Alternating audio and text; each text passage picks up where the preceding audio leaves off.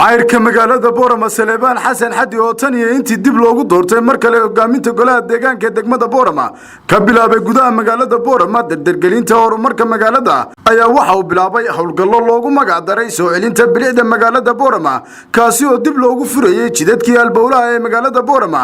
ee xidhmay haddaba maayirka magaalada Boorama Saleebaan Xasan Xadi oo weeriyaan qaar ka mid ah xildhibaanada golaha deegaanka Boorama iyo waliba barasaabkii hore gobolka Saaxil ayaa maanta waxa uu ka hadlay howlgalkaasi oo mar kale sii socda uguna ballaarinayo mid ka mid ah wadooyinka albowlaha ee magaalada Boorama soo gala taasi oo isku xidhay magaalada Boorama iyo magaalada Dila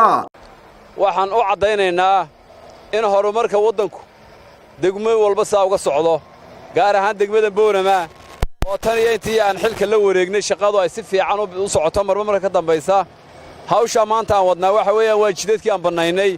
waxaan u mahadnaqaynaa marka hore noola shaqeeyeen runtii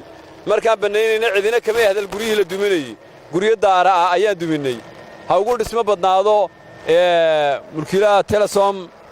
Sheekh Cabdinaas oo guri dhan oo uu dhisay dayra oo 150 mitir aan cagaftaynay oo yiri haddii aad dan guud iyo wado u socotaan waan haneeyay Mariya dadka waxay muujiyeen muwaadinimo waxay muujiyeen siday uga go'an tahay inay dawladda ula shaqeeyaan aad iyo aadna u mahadsan yihiin hawlgalkana waa mid soconaya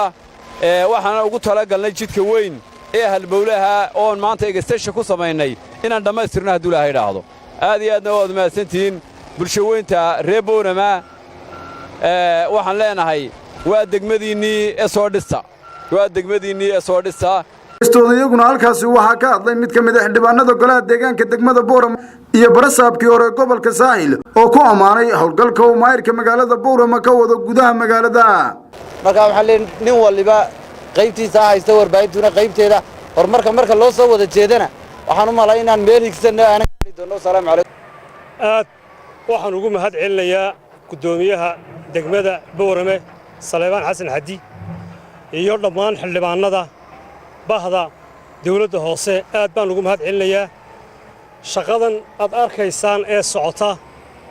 waa shaqo aan aad ugu mahad celinayo waana shaqooyinkii loo doortay loo igmaday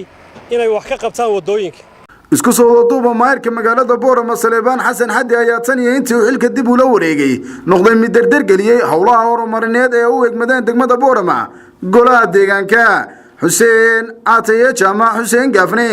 telefishinka caalamiga Universal TV magaalada Boorama ee xarunta gobolka Udal